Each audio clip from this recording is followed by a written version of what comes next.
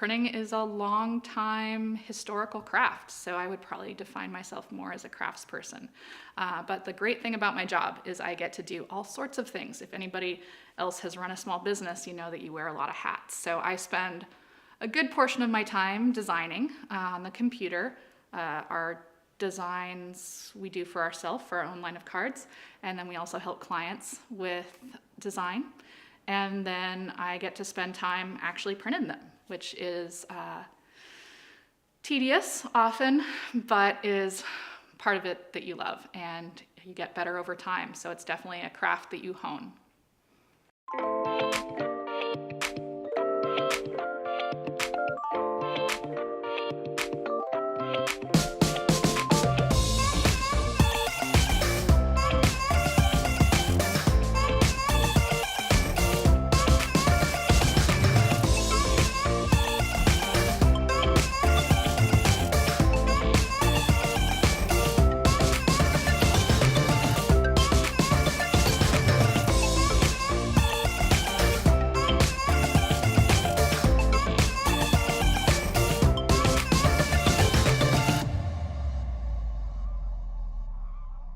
Hi, Jen. Good to see you. Welcome to the studio. Thanks for having me. So today I'm here with Jenn Lawrence of Letterpress PDX, and this is Portland Makers. Thanks for joining us. Definitely. I love showing people around and doing some demos, showing off the big machines. It's lots of fun. Yeah. So can you tell us just a little bit about your business and what you do here at Letterpress PDX? Sure. So we've been in business for about 10 years now. We recently moved into this new space in North Portland on Killingsworth. It's great. It's allowed us to have bigger machinery, a retail section, and more light, which is always good, especially in dark Portland, Oregon. But mostly what we do, I'd say about 90% of our business is going to be custom printing. So small businesses, individuals who want their own stationery, fun business cards, some wedding invites, things like that is mostly what we do. But then we also have our own line of cards that we wholesale and sell directly. Nice. So I would love to know, how did you come into your craft as you kind of defined it as, letterpress, and how did this all kind of come to be for you? Sure. So people do ask me a lot, how'd you end up here? How do you get into this? And, I think you just start doing it, and then you do it for a really long time without making any money and working all the time. And then eventually you start making a little bit more money, and maybe you get to take a weekend off. You're like, the hustle is real. Yeah, it's, owning a small business, no matter what business you're in, so much of it is the same across what you do. So I spend a lot of my time, doing small businessy things. But the fun part, of course, is the printing. And how I got into that was through books. I really loved books and wanted to be a librarian or work in restoration and preservation. And worked as an undergrad at a specialty bookstore and really learned about antiquarian books. Had an internship at the Wilson Room, the special collections at the Multnomah County Library. Fun. Really amazing stuff. But going into grad school, and then after grad school at the beginning of the recession, there just really weren't that many jobs for it. Using publishing experience or bookmaking experience. But there was still a lot of interest in letterpress, and letterpress is such a great place where, lovers of the written word, whether they're, authors or readers, designers, typographers, artists, all of these people kind of overlap in the letterpress world. And so it's a great place to be. That's awesome. So talk to me about your craft of letterpress. Like, give me a little bit of the history of it. Like, where does it come from? How long has it been around? Maybe tell us a little bit about, your specific machines that you use. Sure, yeah. So most of the machines that we use with letterpress are going to be from basically about 1890 through the 1960s, were usually when they were made. And during that time, they were pretty much, the standard mode of printing. Not just in print shops, but a lot of small businesses would have their own press in their basement. Not necessarily like this guy. This is a little bit bigger. Yeah. But the one that we'll ink up later, the Chandler and Prices, those were used a lot by small businesses to print their own labels, their own flyers, promotional material, what we call job printing, which is just kind of small commercial printing. And I got my first machine basically for free. Oh, wow. Nothing is ever free. And I always tell people, don't get a press because it's 1,600 pounds that you have to move and house, and you have to usually do some restoration work on it. So unless you have a garage to hold it in that you never plan on moving it from, just say no if someone offers you a free press. Because once you get it, you're going to be stuck in it. And that's kind of how I got started, and haven't stopped since then. So it sounds like you're pretty hands-on with the machines, and you know how to work them and use them. And you said, the restoration and the maintenance of them. So talk a little bit about that. Like, what is it like to run these sort of machines, and what kind of skills are necessary to run them? Like, Sure. yeah, I'd love to know more about that process. Yeah, so a lot of it for me has been self-taught. There are some really amazing college courses and training courses for doing letterpress, OCAC, PNCA. They all have really amazing letterpress sections and printmaking sections. I didn't really have the opportunity to go through any of those. I went to Evergreen State College that had a printmaking department with a very small letterpress, some equipment, but nobody really teaching it. And I helped some grad students and kind of taught myself a little bit. And then I ended up going to PSU for graduate school work. And they had an old machine that nobody had used for about 10 years or something. Oh, wow. And I kind of learned a lot by fixing that up a little And bit. experimenting. And getting it running again, exactly. Nice. And then everybody else was excited that it was running and wanted to come see it. So that's I started showing people. And That's great. yeah, and so that's how that started. It's really a lot of self-taught stuff, a lot of books. That's the nice thing about most letterpress equipment is that it's not like a microwave where it's a magic box that I don't know how that works in there. You can look at the letterpress machines, and for the most part, you can tell what's going on. They're very similar to bicycles when it comes to, level of complexity and mechanization. Yeah. So although they are complicated and they do require, maintenance and knowledge of how to work them, for me, there's an elegance in being able to look at it and understand how it works and then take care of it. Yeah.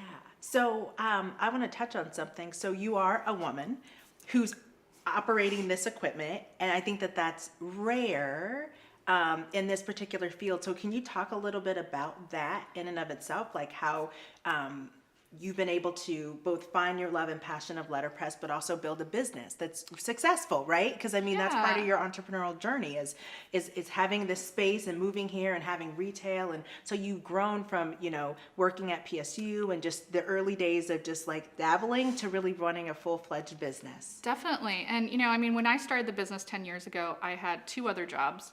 And I was selling things on eBay and Craigslist, Okay. And then I got down to 1 other job. I was working at Yay. Lark Press, another amazing I woman-owned love Lark letterpress Press. place.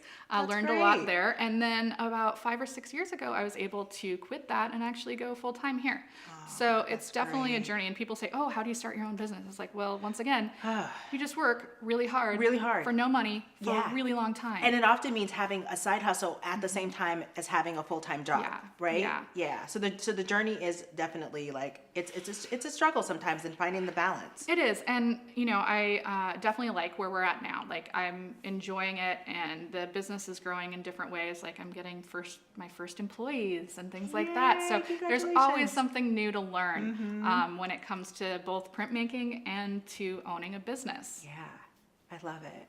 So where do you draw your inspiration for your craft, right? So you do a lot of production for other people, but you also do a lot of your own greeting cards and items here that come from somewhere, within your artistic self. And so what does that look like for you? What's that kind of creative process? What does it look like? How do you design lines for your own company and also give to people who come to you with the need for production for their own? I'd say doing my own stuff is like way harder. Yeah.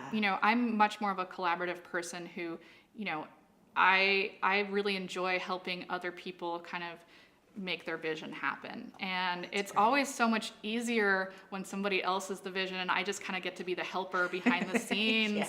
And it's like no stress and it's fun and I'm just, trying to be empathetic and figure out what they're wanting and make it happen. And then we make something together that neither one of us could have done alone. Yeah. And Oh, I love that. I love that. Yeah. Me too.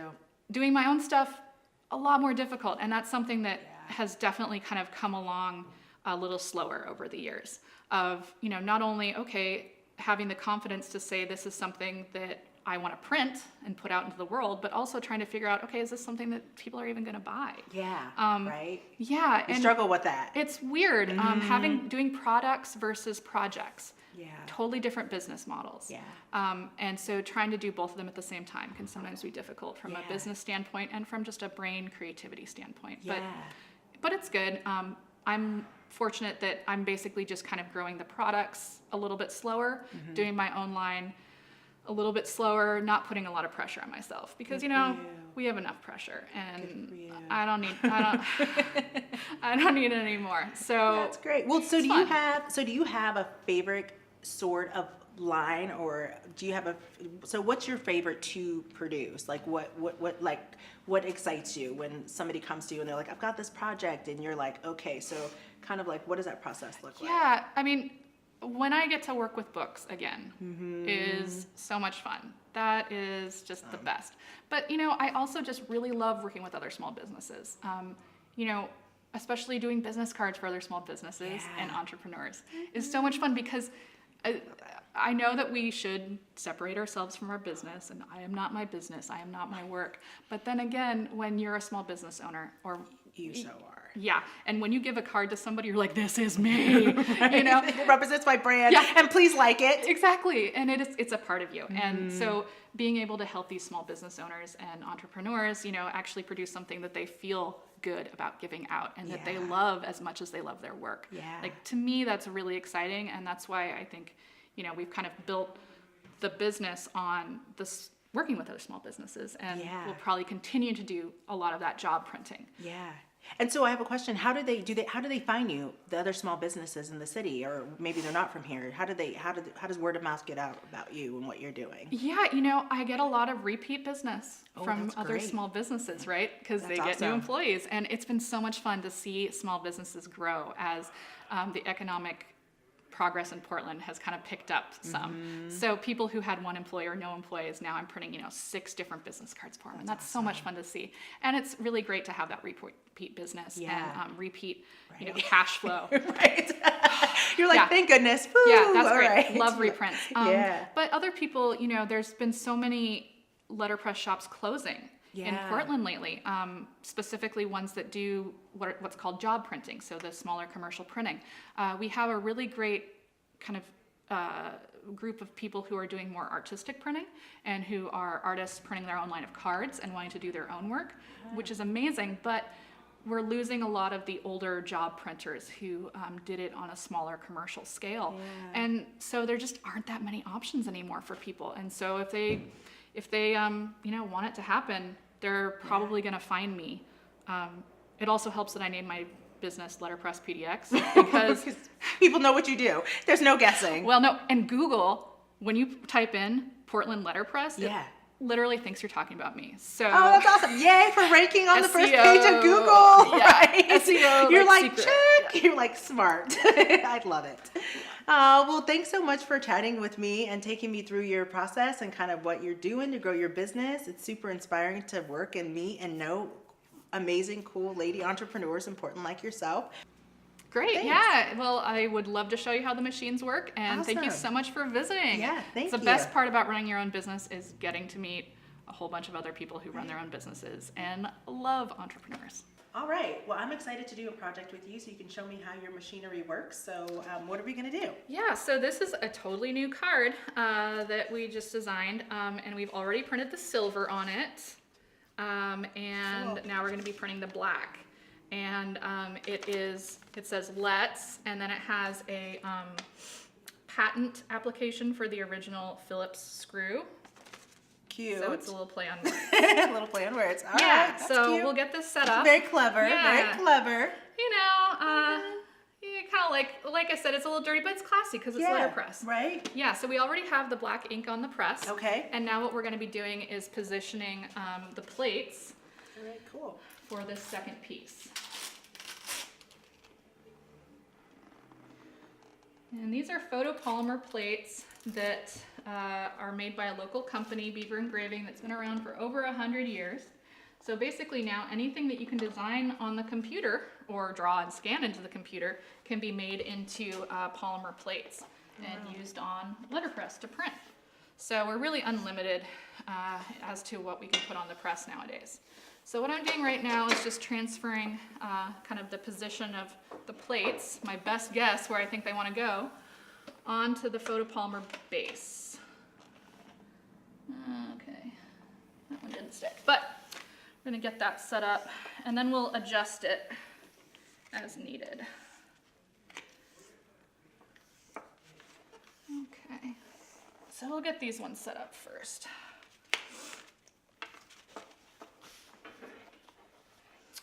So this photopolymer base makes everything type high. So it kind of simulates handset type. And then what we control is the positioning of everything and how much pressure is exerted and of course what color ink we use. So right now I'm going to look at it and I can see that it's not lined up quite exactly. Just a little off? Yeah, that's the registration process. Oh, okay. Because each color and each side of a piece of paper is going to be printed separately. Okay. That's why when you're designing for letterpress, one color, one side is always going to be the most economical option. So getting things lined up can always be the most difficult and annoying thing to do, but hopefully we'll get this going pretty fast. Awesome. And I'm going to add some packing here. Packing is what we call what goes behind this whole thing. This is our make ready, our timpan. All these words, vocab words for letterpress. It's fun. Good thing I don't have to spell any of them. No, there will not be a test. Thank you.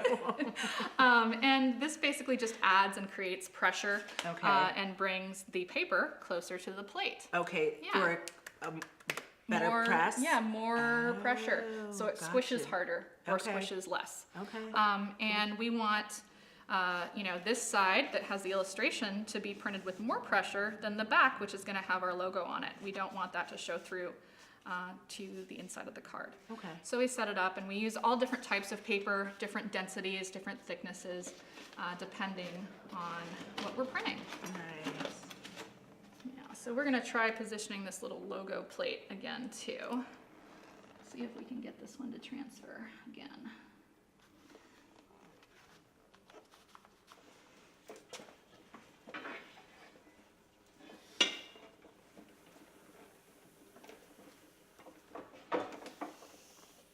There he goes.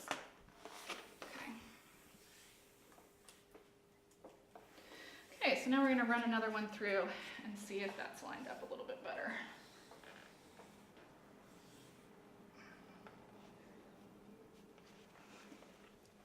And these plates are reusable. That's one of the nice things about them. They usually hold up for several thousand impressions, and you just kind of peel them off and file them away and then take them out again and stick them on. That's nice. Okay, so we're getting a little closer, and you can see we now have the back. So it says it's a diagram from Screw, a U.S. patent filed on May 20th, 1932. 32 by J.P. Thompson. Yeah, that's the history, I guess, of this. So now we all know and been educated where it comes from. Learn something new every day. That's fine. Okay, so we're just gonna keep moving that over. Yeah, it looks like it's almost there. It is getting close. Yeah, and this machine, the machine is like big and you're working it all by hand. For this part of it, oh wow, I think I just made it worse. Yep.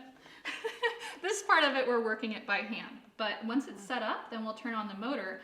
And once everything is set up, I can print, 500-700 impressions in an hour. Oh, wow. So it really is designed to be a serious piece of machinery to print a whole bunch of stuff. Wow. Yeah, it's pretty fun. It's kind of hard when somebody only wants 2 of something printed, though. Yeah. Not really set up for that. No. So you need several hundred, or at least. You do, or else, the single ones are going to be kind of expensive. Yeah. It's definitely set up for mass production because so much of your time is spent just setting things up and getting it ready to print. And then we'll have to clean the ink off, of course. The least fun part. Okay, now we're getting closer. Yeah.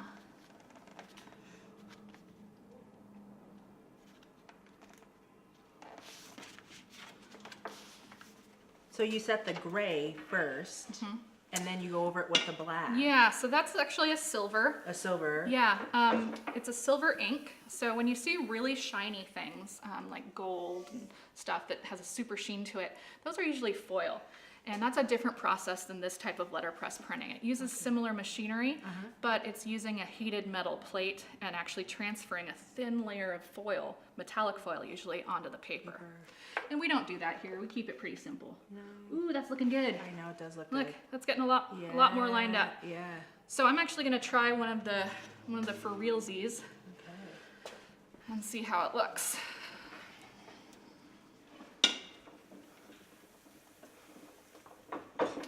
So it takes a few minutes to get it set up and right on mark. Oh, and yeah. That's, okay. No, the setup is the part that takes a lot of time.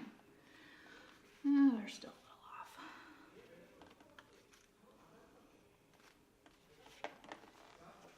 But the pressure's looking good at least. Yeah. It's not coming through the back, No. like you said. Maybe Yeah. I'll try this one again. I was a little premature. I got excited and wanted to print, but not ready yet. You're like, go! Yeah. Like 500 cards right. later. Oh yeah, well, and you do that sometimes. You know, I've printed things. I've done a whole run of 3 different colors, but on the wrong side, so it opened backwards. Oh no. Yeah, no, that's no fun. Easy to do. A little bit more. Yeah, almost there. Almost it's there. close. Just keep kind of moving it over.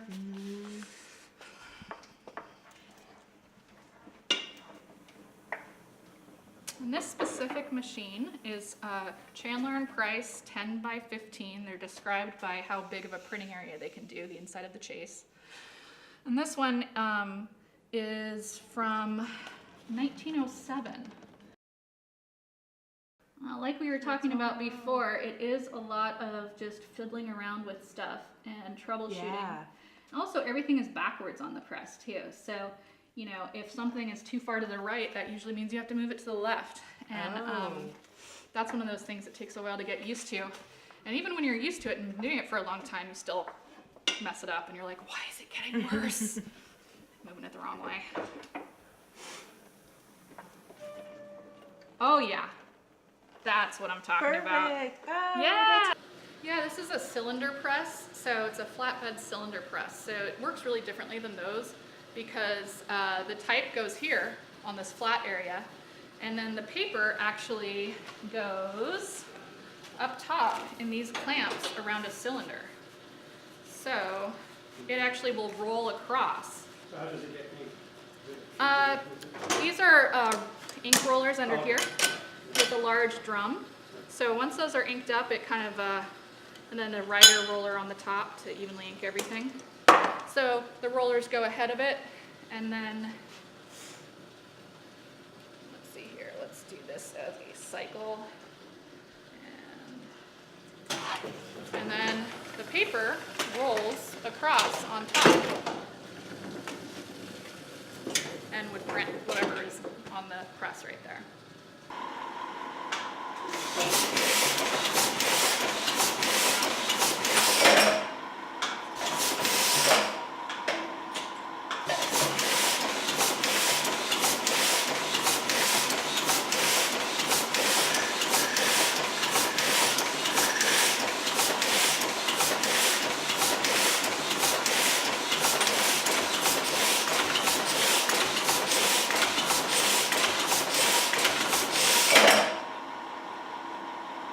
So Jen, would you show me around and show me a little bit of what you make? Yeah, totally. So this was the most exciting thing about moving into this new space in August was that instead of kind of choosing to have a little bit more space, which would have been nice, but we would have had to go into a place that was kind of dark and probably in a basement and didn't have any windows, we chose to find a place that had lots of windows and where we could do a little bit more retail. Nice. So we've kind of been expanding our own line of cards. These are all like the lovey-dovey cards. Cool. And then we have some other cards, you know, thank you notes, some vintage Portland stuff. Yeah. Where are those? Show me. Yeah, these are the vintage Portland ones. These are only available here because I don't even know if we're going to wholesale them. Oh, these are gorgeous. I love them. And they have the little clips on them so you can like repurpose them. Yeah, they're vintage postcards, Gorgeous. which basically you can use to send a card and write on the inside. And then whoever gets the card can maybe remail the postcard or use it for artwork. Cute. Yeah. I love that. Yeah, so kind of fun things with that. A lot of my work sometimes will have obscenities on it. So I think it comes sometimes from doing a lot of job printing where you have to be very in tune with the client and do what they want. And so sometimes I get a little salty. It's a little salty. Like yeah. your, Giving a little F. love you. Yeah. Or that really sucks. Yeah. Okay. When you want to show someone, you give a little F. Right? Yeah. Because, you know, when you're printing your own stuff, you get to print whatever you want. That's right. I love it. So these are great. So these are some vintage postcards, and then you've got these up here. Yeah, then some Giving a tiny- bookmarks. This was the first product we did, which is like a "Shut Up, I'm Reading" bookmark. That's super Yeah. cute. And then you get a set of 6, and it has things like, Adorable. yeah, you know, books equal brain party, you know, and different sayings like because people who fold pages go to hell, things like that. I'd rather be reading. Yeah, yeah. That's cute. I like that. So, because you can never have too many bookmarks. Right, and I'm an avid reader, so this is something that I would be right up my alley. Yeah, This that is was super fun. cool. That was fun to make. And now we're carrying some other people's stuff too. I mean, we have so many amazing letterpress printers in Portland. Yeah. And so it's really fun to get to have them visit the shop Yeah. and see what they made and get to carry it and then Yeah. see other people discover it and buy Yeah. it. So I'm really having fun with that. Yeah, and I love the retail, just because, you know, a lot of the other makers you're working with that do print jobs won't be able to have retail space, right? Because they can't likely afford it. So it's nice that you're giving them an opportunity to be seen and heard. Totally. And that's who we're carrying is, you know, people who don't necessarily, you know, have a big rep or aren't being widely distributed. They're usually just a single maker who's making some stuff, trying to kind of grow their business a little bit. cool. Maybe they will get bigger and be more widely distributed everywhere else, Right. but it's fun to get to interact with them one-on-one and carry their stuff and have something that maybe you wouldn't find other places. It's really fun. And you get to be part of their journey, which is really cool, Yeah, right? yeah. You can say, remember way back when you started here, and now it's like you're everywhere. Oh yeah, whenever they bring stuff in, we're always talking about, you know, the new paper sample booklet, or like, you know, that's new envelopes and stuff like that. You know, talking shop. I is love fun. it. You're like, we're geeking out over the stuff that makes us happy. Oh yeah, we talk a lot about paper. I love it. That's awesome. Well, thanks for showing me some of your goodies. Sure, thanks for coming. Yeah.